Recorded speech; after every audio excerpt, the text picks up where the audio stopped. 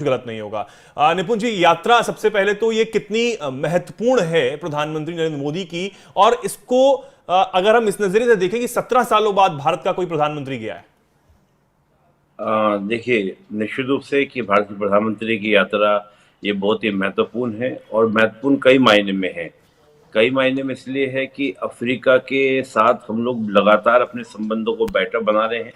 देखिए, अफ्रीका के आप देश देखें तो तकरीबन 54 देश हैं और हाल के दिनों में जिस प्रकार से एक आपने सुना भी हो, ग्लोबल साउथ की लीडरशिप को लेकर एक फाइट रहती है। चाइना कहता है कि हम ग्लोबल साउथ के लीडर, भारत बोलता है हम ग्लोबल साउथ के लीडर। और अफ्रीका, लैटिन अमेरिका और एशिया, ये तीन ही इसमें महत्वपूर्ण रूप से होते हैं। इसमें अफ्रीका एक उभरता हुआ जो है उसको माना जाता है, क्योंकि रिसोर्सिस के मामले में हम बात करें तो अफ्रीका के अगर हम 54 देशों की बात करते हैं तो रिसोर्सिस अभी भी अफ्रीका के अनछुए हैं, जिन पर आप देखें कि पहले तो आपका जो कोलोनियल पावर्स हैं उन्होंने काफी कंट्रोल रखा, नियंत्रण रखा। और जैसे कि हमको आज़ादी मिली 1947 में, तो नाइजीरिया की अगर हम बात करते हैं तो उसको काफी लेट आज़ादी मिली थी, 63 के आसपास इनको आज़ादी मिली कोलोनियल पावर से।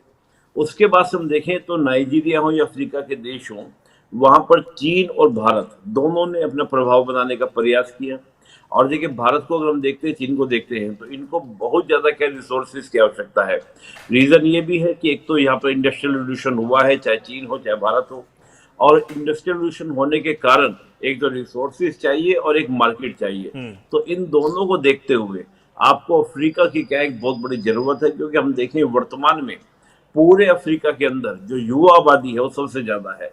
और नाइजीरिया को अगर आप देखेंगे तो अफ्रीका की आबादी का सबसे बड़ा आबादी वाला देश नाइजीरिया आपको देखने को मिलेगा। और एक इंटरेस्टिंग बात यह है चेतन जी, कि जब से G20 को G21 बनाया गया और वो भारत के इनिशिएटिव के द्वारा बनाया गया, तो भारत का जो कद है वो अफ्रीका में काफी बड़ा है। उसी संदर्भ में आप देखें, केवल नाइजीरिया ही नहीं, अनेकों और भी देश आज भारत से वेपन को लेकर क्या कर रहे हैं, डील कर रहे हैं। अफ्रीका के देश, हम मिस्र की बात करें, अल्जीरिया की बात करें, मोरक्को की बात करें, तंजानिया की बात करें, मोजाम्बिक की बात करें, ये कई कंट्री हैं जिनको आज एक भारत एक बड़ा डिफेंस सप्लायर यहाँ पर आपका बना है। और अगर आप अफ्रीका की बात करते हैं, देखिए अफ्रीका एक ऐसी लोकेशन पर अवस्थित है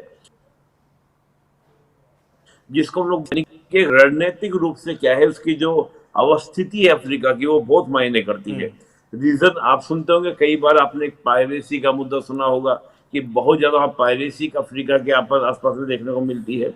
और जितने भी आप ट्रेड देखेंगे, चाहे वो वेस्ट एशिया से होने वाला ट्रेड हो या आपका यूरोप से होने वाला ट्रेड हो, या हम बात करें आपका अमेरिका के साथ होने वाला ट्रेड हो, वो सारे ट्रेड आपको अफ्रीका से होकर देखने को मिलेंगे। तो यहाँ पर आप देखेंगे कि भारत अगर अपनी सहभागिता को बढ़ाता है, भारत अपनी एक्टिविटीज को बढ़ाता है, तो निश्चित रूप से ये भारत के हितों के लिए, चाहे हम लोग बात करें आर्थिक हित की बात करें कि वहां से होने वाला ट्रेड हमारा सुरक्षित होता है, या हम बात करें कि जो भारत अपना एक प्रभुत्व, कह दीजिए प्रभुत्व कहना है बल्कि प्रभाव में ज्यादा कहूंगा, प्रभुत्व कहना तो हमारे लिए सही नहीं है कि हम इस तरह के टर्म का यूज नहीं करते हैं। भारत जो अपना प्रभाव, और हम देखते हैं कि वर्ल्ड में जो हमारा यूएनएससी है, यानी कि जो यूएनओ का संगठन है जिसमें हम चाहते हैं कि हमारी परमानेंट मेंबरशिप बने, उस आवाज के रूप में हम देखें तो उसको मजबूती मिलेगी। एक डिफेंस जो भारत को कहा जाता था कि भारत के डिफेंस के जो भी आपके वेपन्स होते हैं उनको क्या करता है, परचेज करता है, यानी कि केवल केवल आपका इंपोर्ट करता है। आज भारत एक एक्सपोर्ट करता हुआ बनता है। तो केवल ये नहीं कि जो इंडिया की सार्वजनिक कंपनियां हैं वो इनसे ही खरीद रहे हैं, बल्कि प्राइवेट सेक्टर से भी खरीद रहे हैं। तो भारत एक बहुत बड़ा क्या होगा, एक वेपन सप्लायर बनेगा अफ्रीका के लिए। तो अफ्रीका, देखिए मैं हमेशा एक बात बोलता हूं कि जब किसी देश के बीच में वेपन सप्लाई होनी शुरू होती है, इसको हम एक मिलिट्री रिलेशंस में रखते हैं चेतन जी, और जब हम वेपन सप्लाई दूसरे के साथ करते हैं तो ये लॉन्ग टर्म रिलेशंस माने जाते हैं। जैसे मैं एक छोटा आपको एग्जांपल दूं, हमने फ्रांस के साथ राफेल खरीदा, तो राफेल केवल ये नहीं कि हमने अपना राफेल लेकर आ गए, राफेल के साथ 10 20 30 साल की एक संधि होती है कि बीच में अगर राफेल का कोई दिक्कत आती है तो आपको मेंटेनेंस करना है। जैसे हम देखते हैं ना, कारों की हम सर्विस करवाते हैं, तो जिस भी कंपनी से हमने कार खरीद ली तो 4-5 साल का हमारा रिलेशन उस डीलर के साथ, उस एजेंसी के साथ हमारा बन जाता है। तो इसी तरह वेपन का होता है। तो ये कहीं ना कहीं भारत के आर्थिक हित के लिए, सामरिक हित के लिए, भारत के राजनीतिक हित के लिए, सभी के लिए मैं इसको मायने में देखता हूँ। और बहुत बड़ा इसका मायना निकल कर आएगा आने वाले समय में।